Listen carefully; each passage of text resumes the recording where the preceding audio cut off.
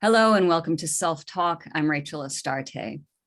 Michelle Woods is a midlife design coach and the owner of Woods Life Coaching.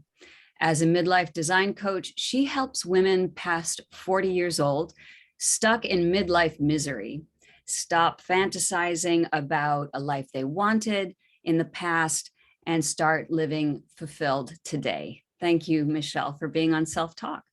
Thank you for having me. So I would love to know, and of course, this is as a post 40 woman, this is definitely a wonderful topic, and I don't think a lot of people really talk about it as much as they should. And so I'm curious, from your journey, how did you come to this particular niche in coaching? That's a great question. I think it's rooted in my own story, and my story really begins when I was a young girl, high schooler who was super focused and driven to go after a career that I thought I would love, which was to live and work internationally.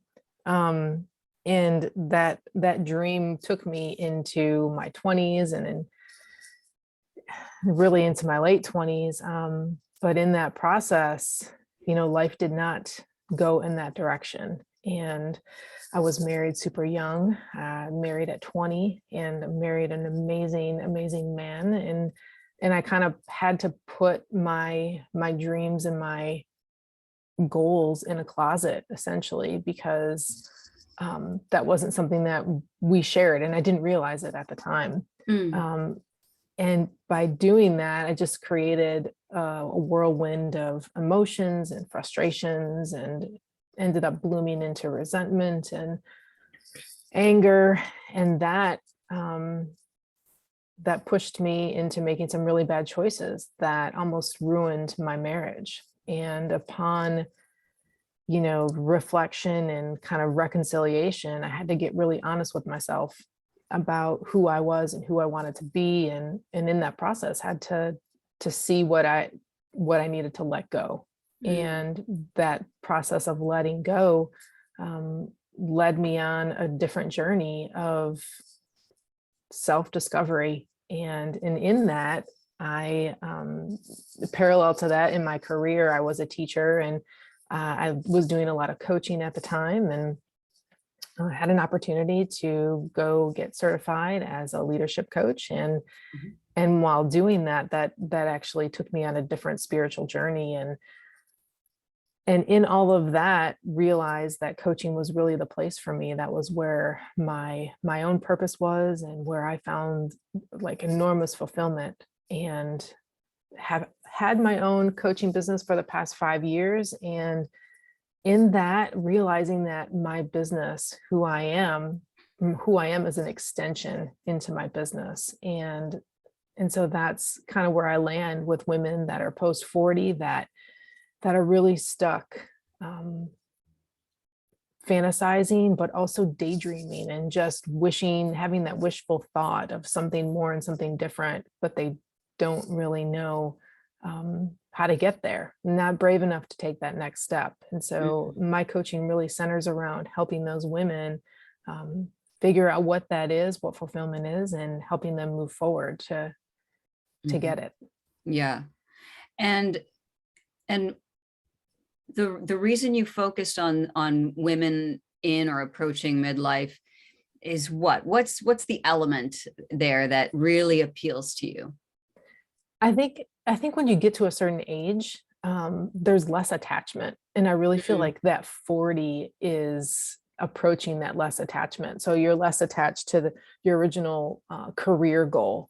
You're less attached to, child rearing and making sure that diapers are changed and babies are fed. Yeah. You kind of get to a place where you're open to the possibility that there's something different or something could be better. And that transition period, I really feel like, and I experienced it myself. So, going into that 40s and beyond, I think women are just more willing to experiment and try something new.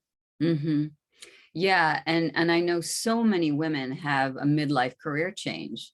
And it's just, there is something to be said for that. You know, when you move past that time of, you know, we have our roles, those of us who have chosen to be mothers. Yeah, you know, that's what you do, you know, because that's an important job. You know, we're not raising children, we're raising human beings, you know, grown-ups, you know. So um so what is so interesting is that at that point of turning, say, 40 or in that range, that we decide it's okay to look at something different for our lives, to find a different path for our lives. So the question becomes, you know, I've talked to a lot of women in this position. They feel like they're too old to start something new. And I'm sure you've heard this a lot. How do you address that feeling? I think it's a limitation that we put on ourselves. That's not true. So, you know, I start to wonder, where does that thought, where is that rooted? You know, who puts that on you? Is that society? Is it social media? Like, who in the world gets to determine how old I am, or, you know, like what I can do at a certain age? And so there's plenty of examples of women all around us that are getting after it, that are not slowing down, that are really just trying to find what happiness means to them. And my other response to that is, why would we give up the opportunity to be fully happy, to be 100% fulfilled because of an age? Yeah. You're right. It almost seems like the age is, I hate to put it so bluntly, like an excuse. You know, there's something else holding us back. And I'm sure that's what you really get into, I'm guessing, with your coaching clients, is what's really holding you back. Because it's not necessarily the age thing. But I want to stick with that for a second, because we all deal with it. So I started my life very old. I mean, I was born old. I was born a 40-year-old woman. No, I had my son at 40. So my life got condensed really quickly. So I started at 40 as a new mother, and then immediately went into perimenopause. You know what I mean? So I didn't have time to, you know, enjoy it. And then I started a new career at 45. So I know exactly what you're talking about. And that societal pressure to be a certain way. I was the older mom at the preschool, you know, and I still am. And, you know, he's in middle school now. So to get used to shifting how we see ourselves in society, how can we do that? That's a big ask, I know. So we'll jump right into the big questions, but how can women start to see themselves as unique and powerful, and sort of push against the pressures of society? I think there has to be a willingness to be daring, into take the first step into what it means to be daring and to live wholeheartedly. And we have to explore and have some awareness around what holds us back, what are the limitations, and what are we comparing ourselves to, and how come we're not wholly us in what that means. And I take clients through a process of really digging into that and understanding, okay, who am I really? Like, if I shed all these layers of stuff that society puts on me, or family has put on me, or just growing up and ideas that I have about myself, if I shed all that, what's left? Who am I at the core? And then how do then we move forward from that? So there's also something to be said, you know, and that's a lot of work, right? Oh, So yeah, that's a lot absolutely. of work. And it does, you know, it can be very scary. Mm-hmm. You just asked such a huge question. Who am I if I don't have all of what my family told me I am, my teachers told me I am, my coaches told me I am, my whatever, you know, society. Right. And I like to think that, you know, there's a pretty amazing person there that you haven't met yet, or who's been there, but you haven't really let come out and play. But there's also, there's another element to it. And I wonder if you could speak to this. There is something to be said about older women coming into their power. And what do you think older women offer society? Oh my gosh, so much experience, so much love and compassion. I think that experience of going through life and having seen things and experienced it in their own way there's so much value to that. And helping women see how much value they have is enormously just inspiring to see, to experience when they, and I loved how you said it, when they step into their power and when they just begin to own it and let all the other shit go and just be in the flow. Oh man, that is extremely exciting. Yes. Yeah. I saw you light right up as soon as I said, oh yes, let's talk about that. Because it's really true. We don't realize, and especially because as we're growing up, women are told, sure, you can be whatever you want to be. Thanks to the women's movement, you can be whatever you want to be. But we're still given the message that you have to look a certain way. You have to talk a certain way. You have to present yourself. And you can have certain careers that, you have to work harder. Like it's easier for women to fall into healthcare, teaching, those kinds of things. But if you want to do something like, construction, or you want to do things that are male, typically male, we have to work harder. And to some extent, in certain other careers, we do as well. You're working in finance, women have to work harder, and that's exhausting. And so what I love about what you're saying is that when you throw all that stuff away, all that information, all that programming away, and you step in and realize how much you actually have to offer just by having lived your life, then women sort of transition into being mentors and elders eventually of the community, because they have so much to say and to offer. Yeah, absolutely. And I think there's so much value in women that embrace that role or embrace that opportunity. It doesn't really have to be a role, that might be too strong, but just the opportunity that what your life experience has given you, what you've lived through, what you continue to work on in yourself, is an opportunity to be someone for your community members. Yeah. So I can hear, I can hear my listeners right now going like, well, that sounds lovely. How do I start? What do I do? It's like, as when you started the episode today, you're talking about, fantasizing or daydreaming about a life for yourself. And maybe that's where some of these listeners are. What's the next step from getting out of this and making it a reality?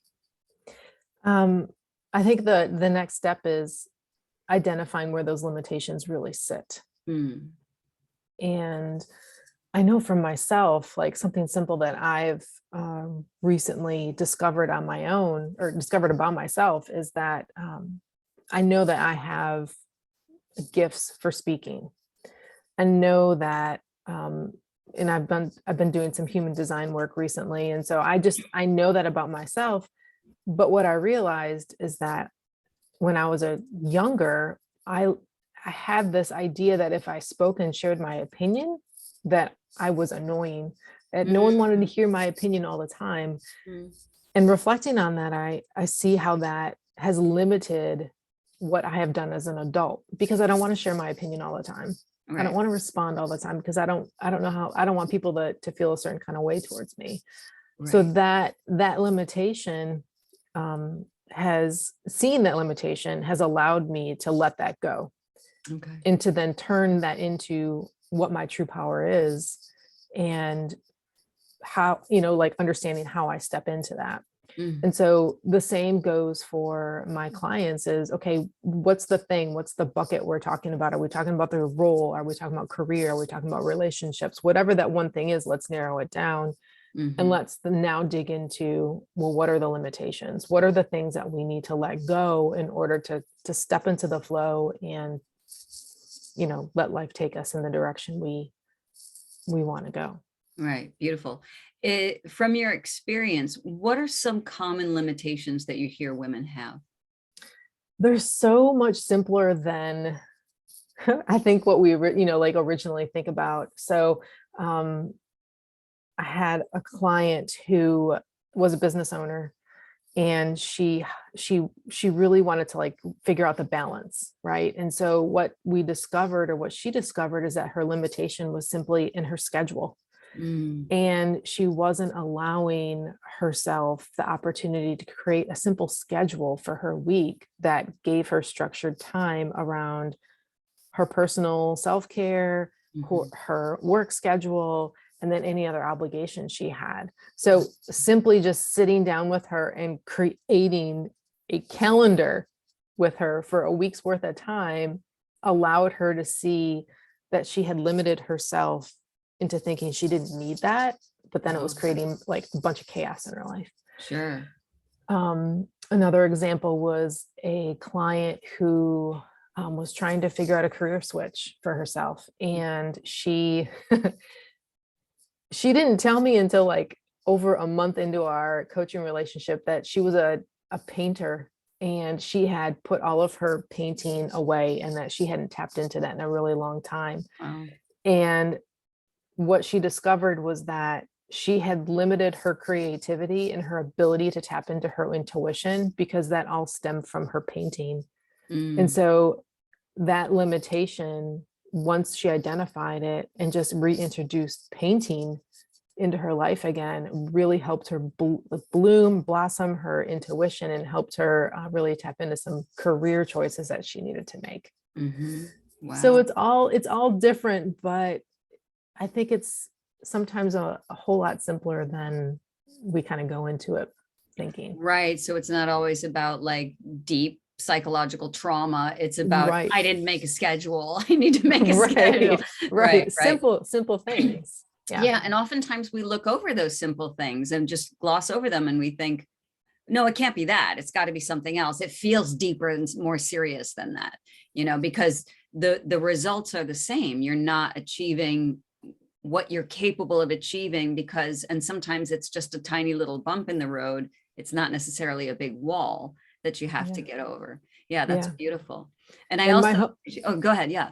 I was just going to say, my hope always is that whatever my clients learn about, whatever structure that they see might have been missing, or whatever limitation that they are able to unlock, that beyond our coaching relationship, they're able to apply that same way of thinking about it into other areas, so that they can, be empowered to do that work on their own as well.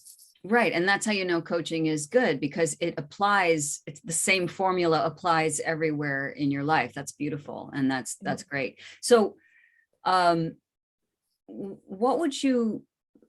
might you coach around self-doubt? Because that's a big one that comes up. It's certainly in therapy, and I'm sure in coaching as well, that, I want to do this. I see what the problem is. I logically get it, but I don't feel like I can make the step. So like, I'll give you the hypothetical of your painter client who says, oh yeah, I was good, but now I suck. And so because I don't have that creative edge anymore. If I got all my painting stuff out now, it would just make me sad. It wouldn't help me to do what I think you believe I can do. I don't think I can do it. How do you coach around that? Yeah. And honestly, I have a lot of intake calls where that it is the confidence, like I want confidence in this specific area. Well, the process for coaching, and specifically the way I coach, is allowing the client to lead the conversation, and then asking really great questions that help them dig a little deeper. So the process of, if a client comes in and they say, my intention today is to have more confidence around this. Mhm. Then my next question is going to be, well, how do you define it? What does Mhm. that mean for you? Mhm.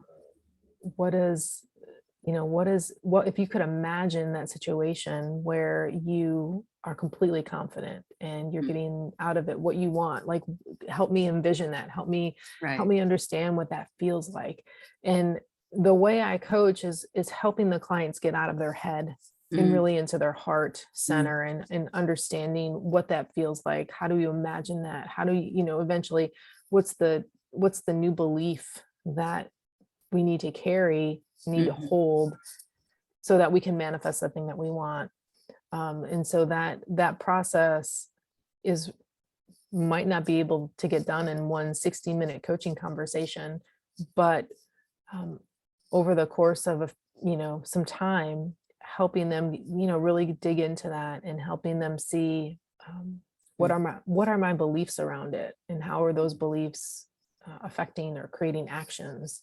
and Right. if and if we need to backtrack, Mhm. okay, then what is that belief? Is Okay. that something you still want to carry, or is that something you want to let go? Yeah. Oh, I want to let go. I just don't know how, you know? Hmm. And then it's like, so then you have to just kind of go back and undo all of whatever that, that voice, it sounds like is part of the limiting belief part, you know? Absolutely. I want to do it, but I can't. Well, who said that? Where you, Hmm. so I really say, like, breaking. following the thread. We Yeah. follow the Yeah. thread. Where does Right it on. go? What does it attach to? Right Yeah. on. Where do we need to cut it? Where it no longer fits, where it no longer serves us. Right. Yeah. And support is important too. I think you talk about that. I believe it was on your website, but how important it is to, one of your blog entries, I think, was about how important it is to have like-minded people around you so that you're constantly being elevated. But Absolutely. that leads to another thing that I'd love to talk about, which I hear a lot, and I'm sure you do too, is the comparison trap. Oh, women my age are doing this, or someone who's in my field is this far ahead of me and she's 10 years younger. How do we work with the comparison trap? Yeah, I'm guilty. Fall into that as well. And find myself digging out of that on a regular basis, I think. Well, we're Um, human. yeah, exactly. It really becomes a matter of self-awareness and understanding when the trap is set, and when we find ourselves in that space. Mhm. I know from my own personal journey, really getting into what the human design experience is, and how my own, and this applies to everybody, how my own DNA uh, has created who I am, and I am unique, and I am one of a kind. And so understanding that about myself, I can't compare what I'm doing to others, That's because that's never going to match. And so my role, and then my job for myself and for my clients, is to help. Okay, so where, what is the perfect fit, and how we really, I help clients tap into intuition, and build that intuition up, so that we have a place that we can go to and say, okay, is this really for me, or am I comparing myself? right. And I think we have a litmus test of, is it uplifting? Is it Mhm. is it raising our consciousness, or is it doing the opposite, and we find ourselves depressed by it? Or, Right.